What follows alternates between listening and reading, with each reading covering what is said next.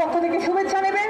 আপনারা জানেন, শ্রমিকদের জীবিকা ও সড়কে শৃঙ্খলার জন্য সংগ্রাম পরিষদ বাংলাদেশের চলমান 50 লক্ষ ব্যাটারি চালিত যানবাহনের বিআরটিএ কর্তৃক নিবন্ধন, চালকদের লাইসেন্স, প্রশিক্ষণ, রুট পারমিট এবং সড়কে শৃঙ্খলা ফেরাতে স্বল্পগতির যানবাহনের জন্য পৃথক সার্ভিস রোড নির্মাণ সহ 8 দফা দাবিতে ঢাকা সহ সারা দেশে গত 12 বছর ধরে আন্দোলন পরিচালনা করে আসছে।